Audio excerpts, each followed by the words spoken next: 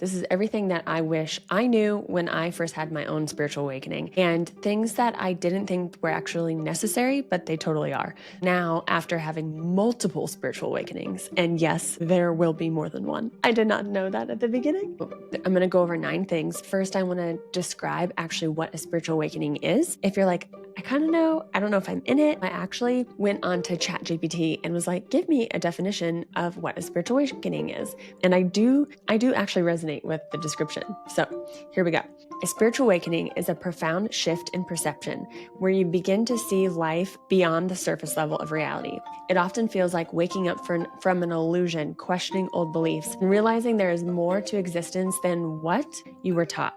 It can be triggered by life events, deep introspection, and even randomly, leading to greater self-awareness, heightened intuition, and a desire for deeper meaning. While it can be enlightening and freeing, it can also come with challenges like deep ego death, emotional purging, and feeling disconnection from your old life. Ultimately, it is a beginning of a journey toward truth, alignment, and inner transformation. That is a really good description. My first spiritual awakening began actually, I want to say, by life events. I was in a career working as a nurse. Many people have woken up at this time. It was around 2020, just a bit before.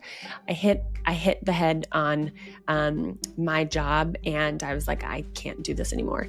I was working as a cardiothoracic ICU nurse in New York City from 2018 to like 2020. Then a few months, broke up with my partner, moved out of the city, quit that job into a different job. So a lot of things had kind of catapulted me into this awakening and heightened awareness of like, what is going on? And how did I not see all of these things before? So this is what I wish I knew to hit head on and not just delay. Again, these are from my personal experiences, so take what resonates, leave what doesn't.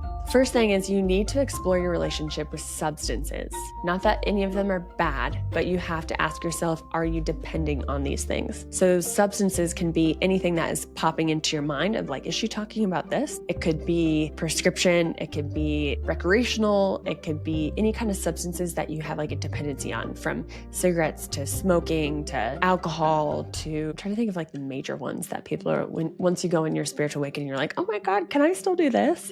Any substance that's popping to mind, I want you to just start to see what your relationship is with it.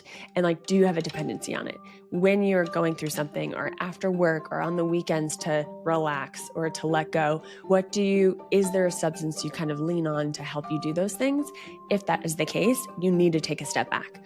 You need to take a break. I have done lots of extremes within my spiritual awakenings of like being full this or full that or full this or full that. And so I think that has really helped me find balance back into normal reality once you like integrate back in after you're like losing your shit. So I would take a break however long it's going to feel like it's going to push an edge for you. So maybe it's like a month, 3 months, a year. And I feel like if you could take a break from that substance and be okay, then maybe you don't have necessarily a problem with it. If you're like, oh my God, I could never go a month without this, then maybe you need to try to go a month without this. This is just to start to clear away some of the dependencies and some of the other spirit energies that can come in that is going to be like messing with you.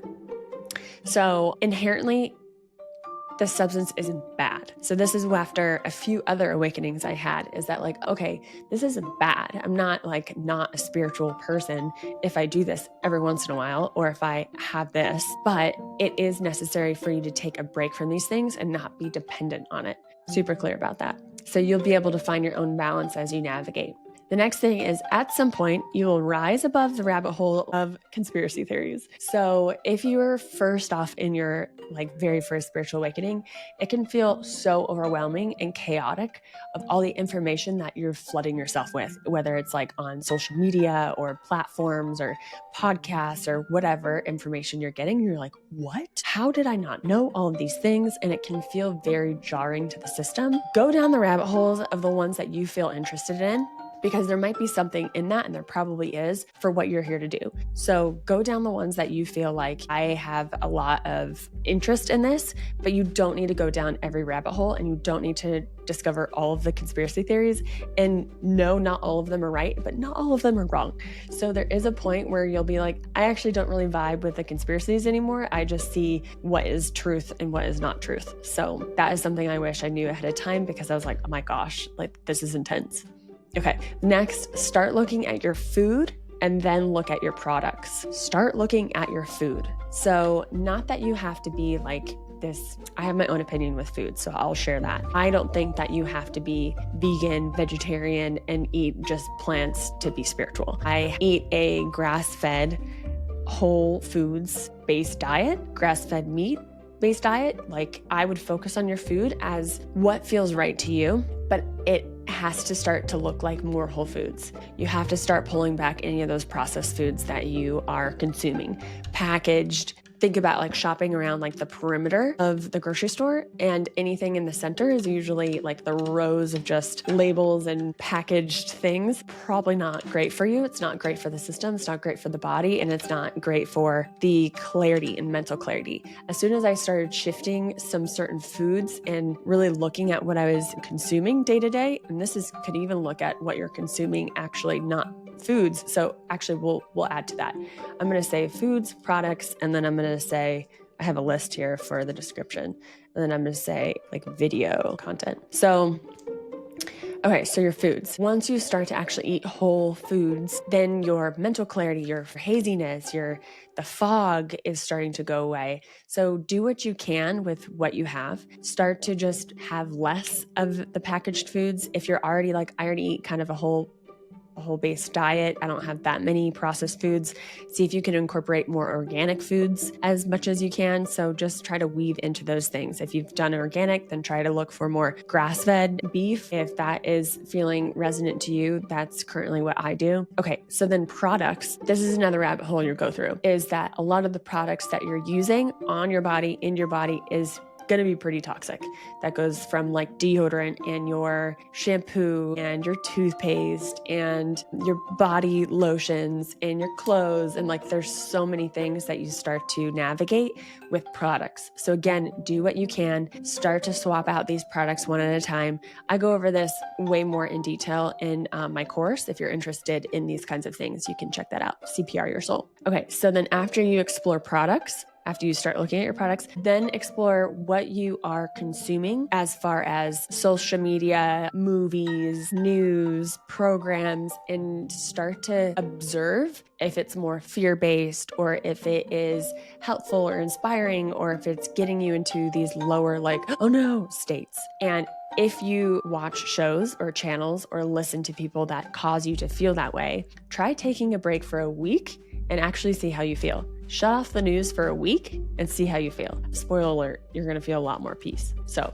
explore those things. Next, move your body. Any way you can, move your body. As we move our body, that's moving energy. We're moving through a lot when we go through spiritual awakenings. So much is going to feel like you're going to lose your brain almost. You're like, what even is reality? And I'm telling you, moving your body is going to help you ground in and remember that you're in this body. Put your feet on the grass, go out for a walk outside, go to a dance class, lift some weights. It does not matter what you do, but you have to start moving your body, stretching. So it's going to be so powerful for you mentally and also physically. As we know scientifically, our increased dopamine, and there's so many good things that happen when we move our body. We feel so much better. Start to do that.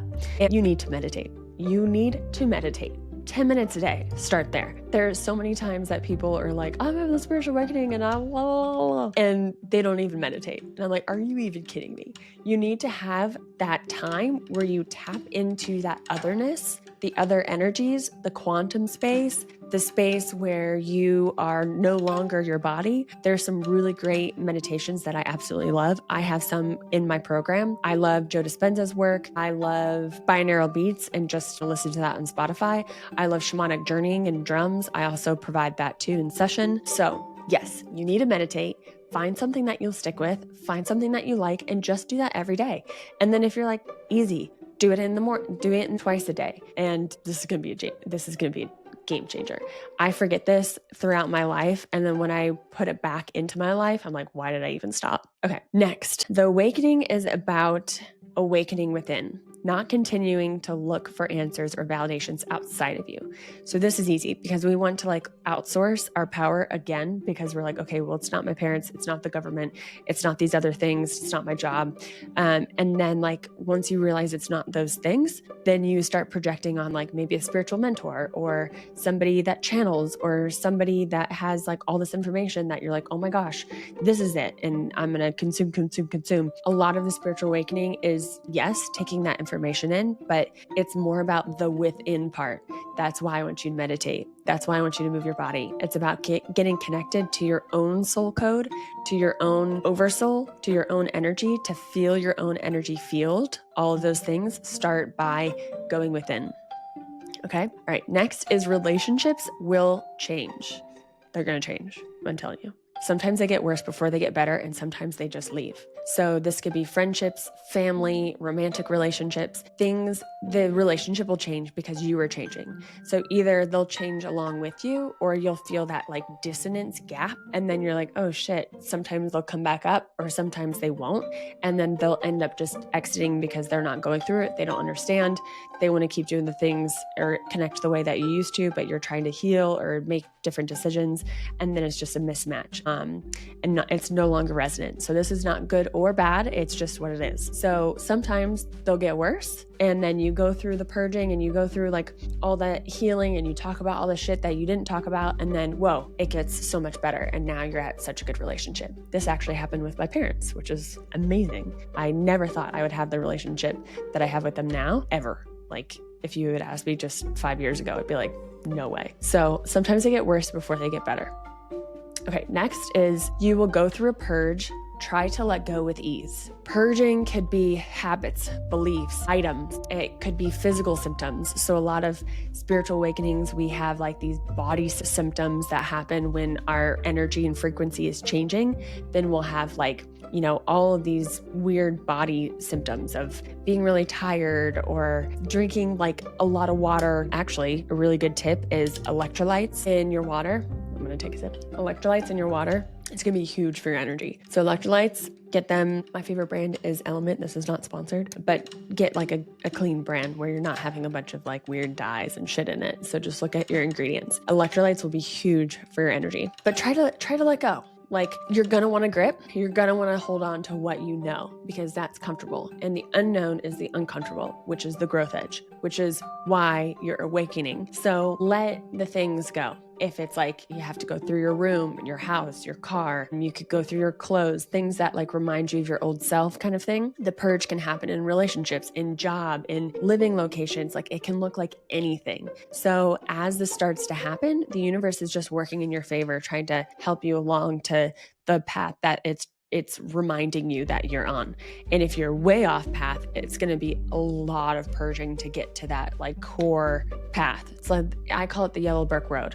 You know, sometimes we're way off in a side quest and we're like, shit, that's a long way to get back to that road. And sometimes we just have to purge so much of that out. Okay. And this leads into the last. When you have an ending, there will be a new beginning. So when you let go, when it ends, immediately there's a new beginning. Even if you feel there's this void space where you're like, what is happening? I'm in like the darkness. I don't know what's going on. There will be a space where you will fill that void and it will feel like you're just suspending in space to be like, what's going on? But I'm telling you that once you have that ending, the beginning, that new beginning is right there waiting for you, that next step. And every time we think that there's an ending or there's a part where we're letting go, we want to just hold on to it because we're like, what if I never experience this again? What if I never have this type of relationship? What if I never have this job or never, all of these beliefs come in, let it go. Like just let go. The new one will come right. The new beginning will come right away. And maybe it'll look different. Maybe it'll feel even better. Maybe it'll be a little bit ways until it drops in. You're like, that's why I had to let go of that, because then I wouldn't have been here or gotten this or met this person.